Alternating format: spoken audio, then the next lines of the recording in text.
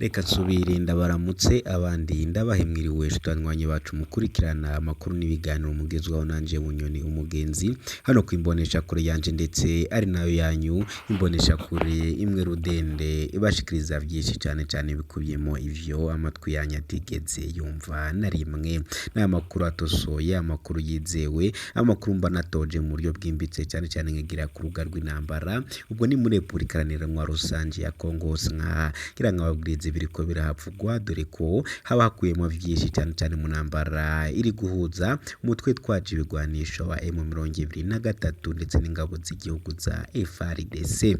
Aha rero hakaba hariko harapfira abasoda bakomeye cyane u Burundi nkaba naguteguriye ingano y'abasoda bari gupfira mu bundi bakaba bamenyekanye nkaza kuri bo bakugaragarize mu video nyene naguteguriye hano kuri Burundi News Empire TV. Abasoda b'abarundi rero bari bararungitswe na General Evariste Ndayishimiye na gihugu Burundi bakaba bose bapfiriye gushana mu gihugu cy'u Burundi bakaba bariko baridoga batabaza cyane ndakuguriza ni kuvugwa mu ntara zitandukanye ni wacu i Burundi kubwirize biri kuvugwa mu mvo za politike na cyane muri ari byo gutegetsi ndetse nkubwirize ni biriko biravugwa hirya hino mu bihugu by'ababanyi kubwirize biri kuvugwa mu gihugu cy'u Rwanda muri Republika Iharanira Rusange ya Kongo kubwirize ibiri kuvugwa mu Burundi Tanzania Kenya Uganda ndetse n'andi hirya hino muri Afrika ndetse nkubwiriza n'ibiriko biravugwa mu buvyo makungu yakurana cyane mu buvyo byaga binini mwidonido y'amakuru mu buryo bw'idonido naguteguriyemo aya makuru ingingo nkuru ndibuze kwibandaho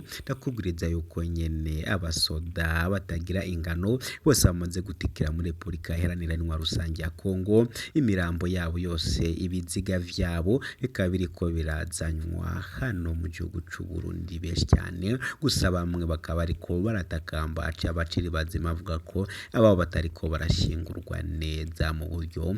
bwemeranyijwe n'amategeko benshi cyane rero bariko baratabaza ndetse bikaba ari akarorero ndetse ndazi kugaruka cyane mu buryo burambure nkogaragariza n'amavideo menshi cyane mu buryo burambuye mu kanya gatoya mwidorido y'amakuru nyene naguteguriye nakubwira ko ujejwe intwaro n'ujejwe umutekano bafashwe bagirizwa ubusuma aho bafashwe n'umwe mukuru w'ikaritsiye mu gisagara ca Bururi uyundi no mu polisi bose bafashwe n'abanyagihugu isaha 9 zubuca kuri uwo wa 2022 usama 2024 bikavugwa naho bariko barategera abanyagihugu basohoye bidandazwa bakabaka amafaranga bigize ko bakorana n'iperereza uwundi yigize komiseri ntabwo ari ivyo ngivyo gusa ariko nyene ndakubwira n'ibindi biriko biraba nkubwire ku Makamba bari gusabwa gukora cyane kugira ngo ikibanza barose ku mwaka uheze ntibagitakaze abanyeshuri ibihumbi 4,172 biga mu mwaka w'icenda nibo batezwe kuzokora ikibazo ca leta gitanga uburenganzira bwo kuja mu gice kigira kabiri c'amashure yisumbuye kicandaze kugaruka mu idorido nyene y'amakuru naguteguriye nimugiye kandi nanone mu Gitega abene gihugu ku mutumba Rwenzamenyo muri komine Makebuko baratewe impungenge no kubona uyo musozi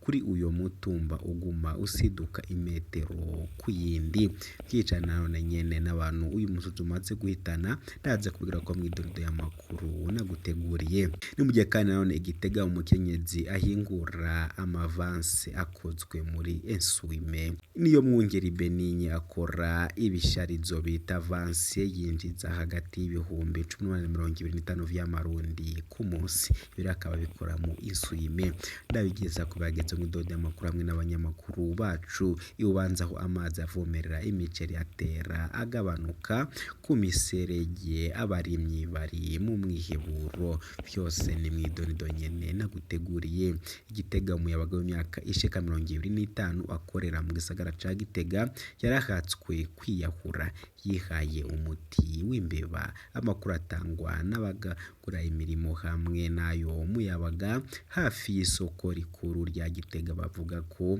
yari yasezeye ko bari kumwe ku mushingamo wo kuri uyu wa 20 Rusama 2024 arabwira ko azokwiyahura kubera ikintu camushavuje ariko atashimye kuvuga icarico ariko akabivuga ngo ibajije ko ataza kubikora. Kicane kuri iyi nkuru ndaza kugaruka nyene mw'idorodo y'amakuru naguteguriye. Urugero abarundi baronkamwo imbuto irobanuye ruracari ku munsi ibice 15. Ishamwe Fudeko ryo nyene ryatakabiye ndetse natabariza abasirikare b'abarundi bariko baricwa hano muri Republika Iharanira Intwaro Rusangi ya Kongo. Bariko baricwa rero urw'agasinyaguro kandi bariko barahaburira ubuzima ndetse bikaba biriko biravugwa ko nyene barya ico bakora kugira ngo nyene baronke ico kurya ndetse n'ico kunywa ndetse banabashe kuva no muri Republika Iharanira Intwaro Rusange ya Kongo. Kicane kuri zino nkuru ndabigara ko nyene mw'idorodo y'amakuru naguteguriye. Ni mu gihe kandi mu Burundi none kungurane y'imiliyardi 900 zatanzwe n'amabanki n'amashirahamwe yo kuziganya no kuganana mu mwaka wa 2023 ibice 13% vyonyene niyo ngurane yahawe abarimye muri ca kiganiro catunganijwe n'ikigo FDC kiriko kirabera mu hoteli Radatente bariko baraca irya nino ingorano zahagaze igisata c'uburimye maze herekanwe ivyokorwa kugira ngo vy'ukuri igisata c'uburimyi gitere imbere. Ivyakorwa vyose ndaza kubigarukaho nyene mw'idorodo y'amakuru naguteguriye. Higanwa ry'abanyamyuga bo gushirana ahabona imyuga bakora umwuga award rigiye kuba ku nshuro yaryo ya kabiri. Ubushikiranganje bw'indero n'inyigisho y'imyuga mu Burundi bufadikanije n'igisata kijejwe iterambere c'ingoma y'Ububirigi ANABE hamwe n'ikigo c'abadandaza n'amahinguriro CFD Burundi bwatangaje icese ihiganwa bise umwuga wadi ku nshuro ya kabiri kuri uyu wa kane tariki ya 23/5/2024 mu nyubakwa za Royal Palace Hoteli mu gisagara ca Bujumbura. Kicane ndaza kugaruka nyene mw'idorodo y'amakuru naguteguriye. Ndabizi ko ashobora kuba ari gitondo saa 3 cyangwa se nimugoroba ariko nacata umudafata iminota yotenze 10 cyangwa 15 gusa kumvire byinshi cyane nibikuye mu ivyo amatwi yawe atigeze yumviriza na rimwe. Idonido y'amakuru naguteguriye ni mukanya gato cyane kuri mikoro nje uba ariko urumviriza ndi Bunyoni umugenzi udahwema gushikiriza byinshi kandi bishasha wabikaze.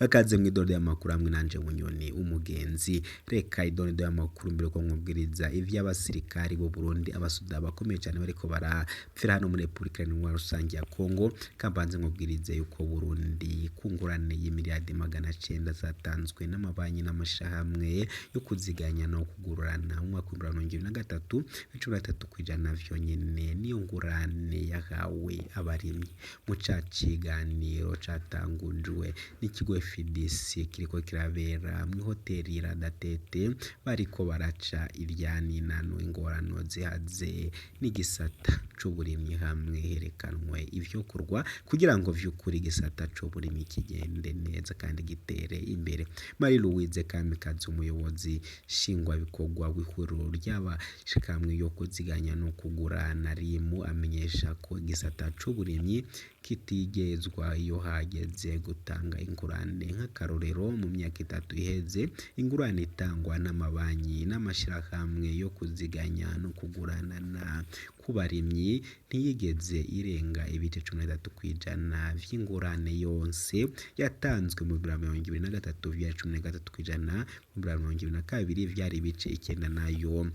2021 vyari ibice 12% nkuko bivugwa n'uwo ngozi wari mu biva kukuntu igisata c'uburimyi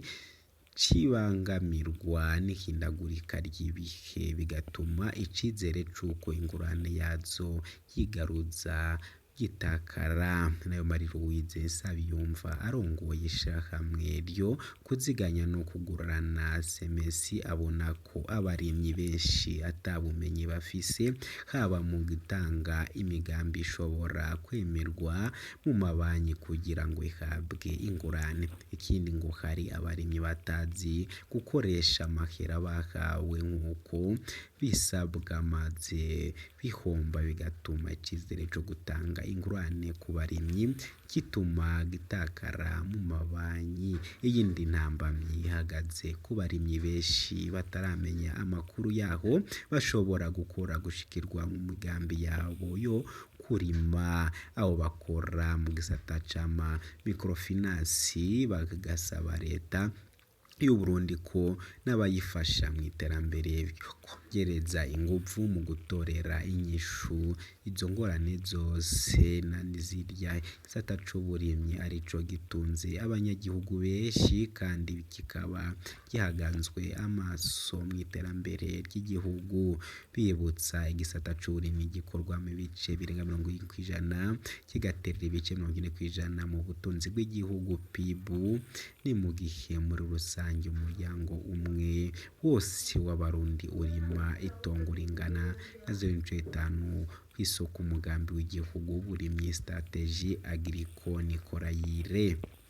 Ngayo nguko rero nyene uko vyifashe mu burimyi hani wacu Burundi ni muje kandi higwanwa y'abanyagihugu ryo gushirana ahabona imyuga bakora umwuga awadirigiye kuba ku nshuro yaryo ya kabiri.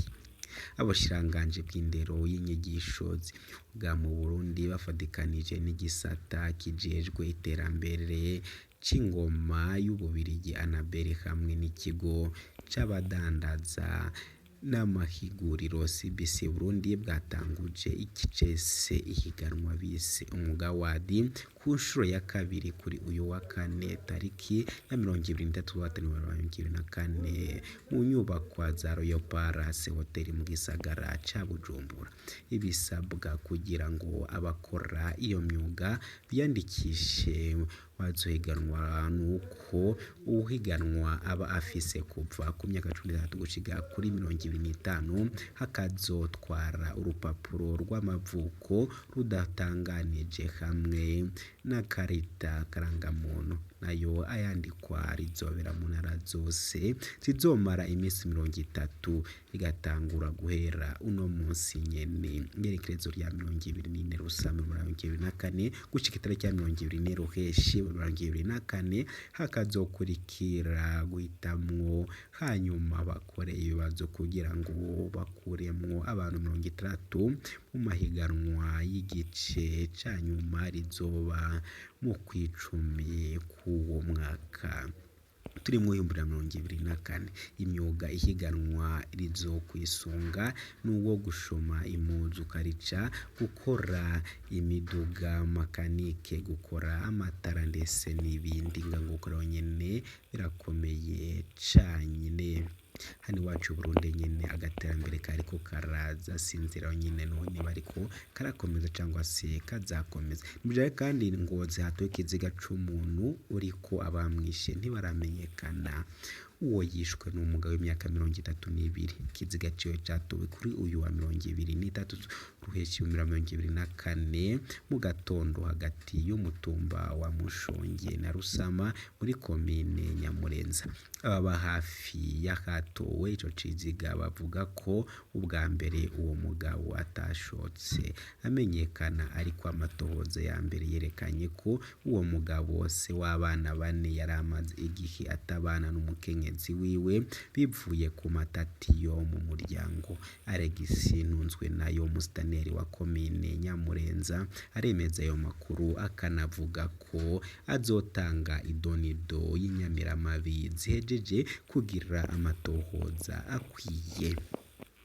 Ni mu gihe kandi nyene ibindi bikomeje kurabera hano wacu Burundi rikuba ko Kirundo abene gihugu batinya gutora udufuko icesa, ariko iyo dushiziwe ahiherereye nko mu kazu habasurwumwe udufiko 20 tumara umwanya mutoya.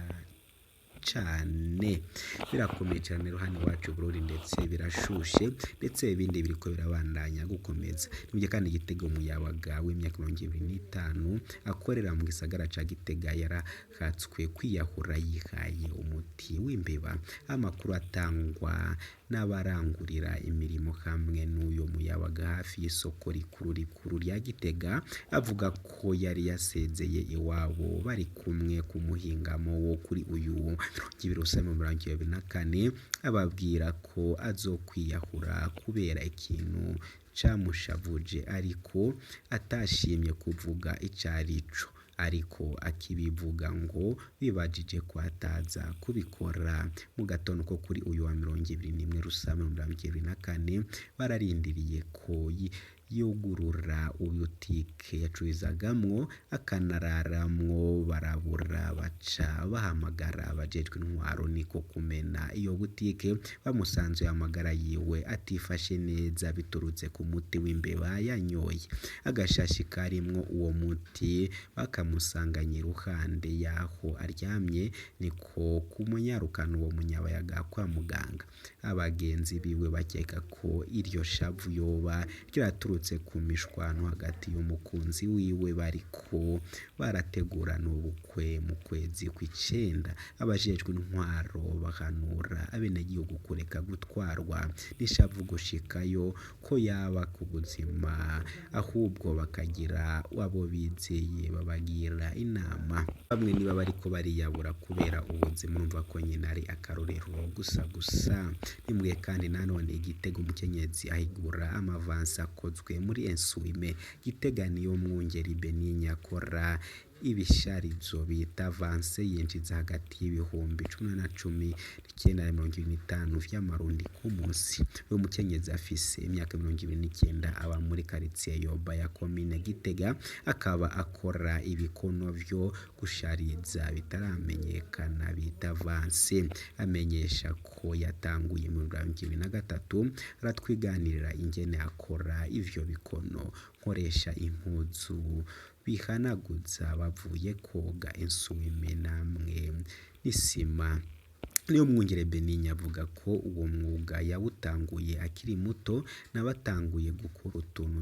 duto two gushariza harageze igihe bamuhamagare bamushakirisa mu manza uyu muriri mubumvye maze kubona ko ivyo akora ari vyiza kandi abantu babikunze yaciye agira inama yo kubigira umwuga kugira ngo ashobore kuronka amafaranga yo kwitunga no gutunga umuryango mu nango Beninya niyo mwungere yagize intambamyi z'uburyo kugira ngo ashobore gukora igisharizo gifise ishusho yifuza natanguje umutahe ungana n'ibihumbi 50 FBI by'amarundi mu 50 by'amarundi avuye mu busharizo yakoze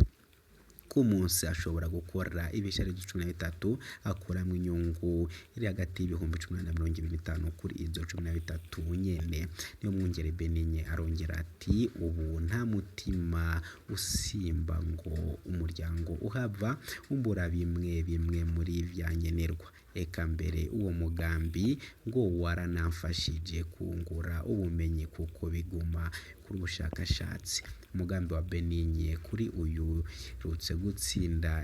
ibihanaganwa ryatunganijwe n'ikigo pesi yaronse amafaranga yo kumushikira ngana na miliyoni 8 ndoto ya niyo mwungere Beninya no gushora ivyo bisharizo mu bihugu vyo hanse murumva ko nyene hano mu gihugu cyacu c'u Burundi gaterambere kariko karagenda kabandanya kandi gakomera n'umugiye kandi Gitega nano abenegihugu ku mutumba Rwenzamenyo muri komine Makebuko baratewe mu ngenge no kubona uyo musozi ukiriko uyo mutumba uguma usiduka imetero kuyindi gake iryo siduka ngo ryatanguye kwibonekeza kuva muri Ndamukiza uyu mwaka rikaguma ryongekana imetero ku yindi gushika ubu imirima y'ibiharage, ibitoke, imyumbati n'iyindi ku buringanire bw'ababa hegitari iramaze kuranduka. Imihana yegeranya aho hariko harabomagurika nayo nyene ifise ubwoba ko izohava ishikanwa igasaba ko yoronswa ikindi kibanza co kubamwo no gushikiranwa kuko itazokwimbuka. Mu Ntwaro muri komine Makeburo bahabura ico kibazo bakizi kandi ko bamaze kubimenyesha ko isata kijejwe gukinga ibiza n'isibe mu kurindira ico kurwa. Bahamagarira abenegihugu begereye muri urwo ruhande kuba baraba aho basaba indaro kugira ngo ntibazohure n'impanuka.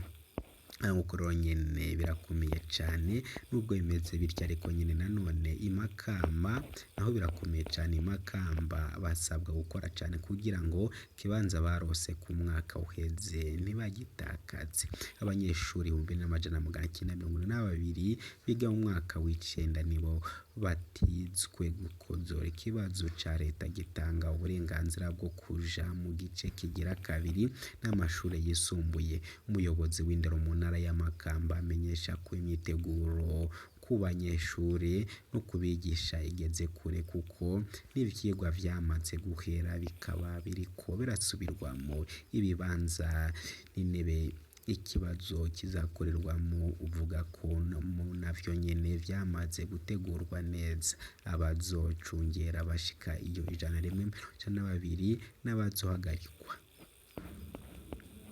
Ntabwo ari ivyo ngivyo gusa ariko nanone Bururi bujejwe intwaro n'ubujejwe umutekano barafashwe bagirizwa ubusuma burakomeye cyane. Rero Bururi bariko bariba ubutitsa ndetse bariko bariba nyene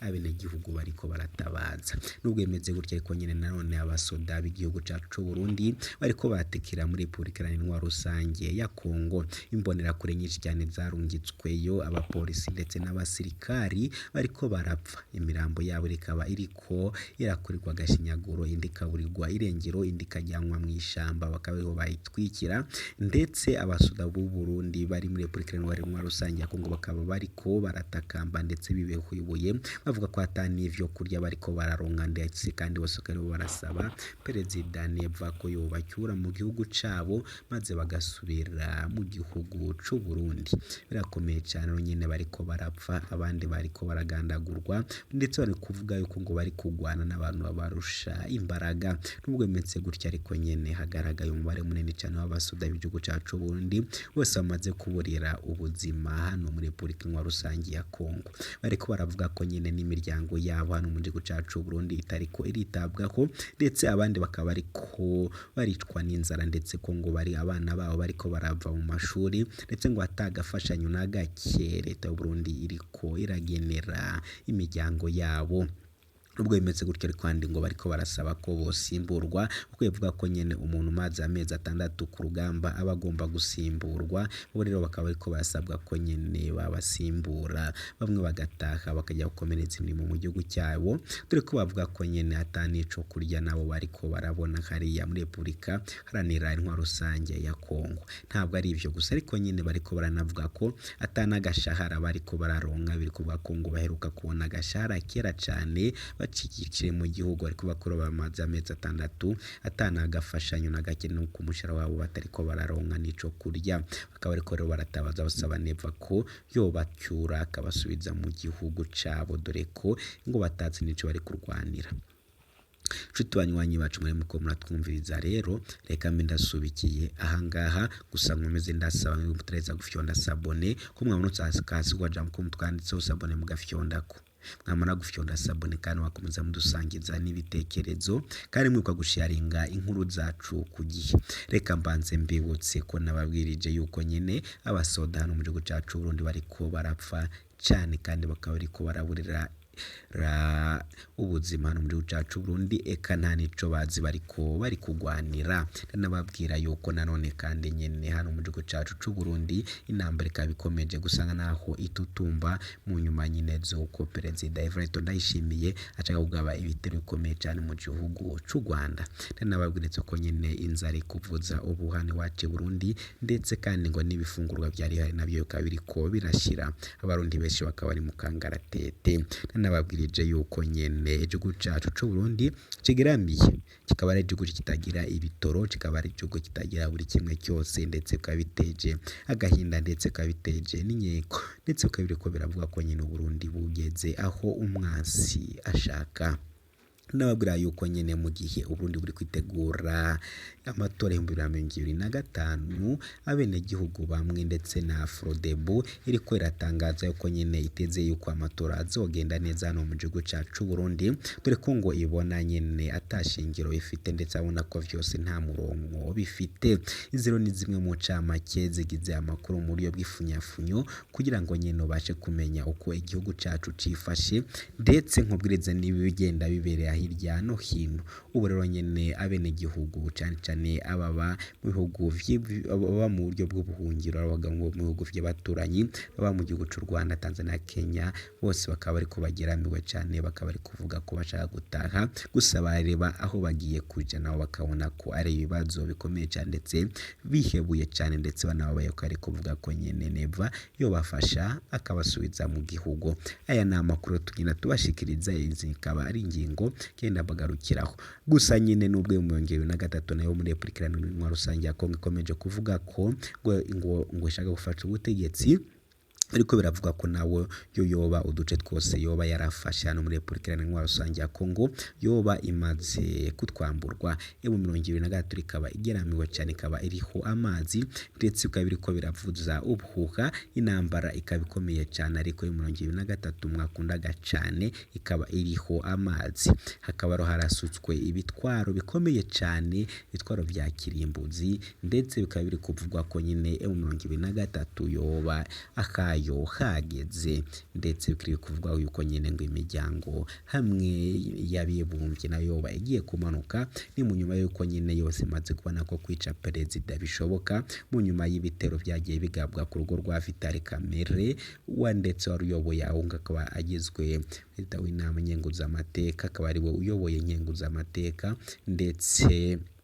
bakanagaba n'igitero bakanarasa amasasu amwe namwe kwa Tshisekedi, Perezida Felix wa Republika Iharanira Rusange ya Kongo, kuri bafashe ingamba zikomeye cyane yo gutsesura uyu mutwe twaciye ugwanisho burundu, kare kwa ko nyine bagomba kutsesura bakawumaraho. Niyo nyine duce twishi cyane imaze kudutakaza, ndetse nayo kaba yaburizwe aho ikwira naho igane kaba yakwiriye imishwaro. Ngo rero nyine biriko birabana akarorero gusa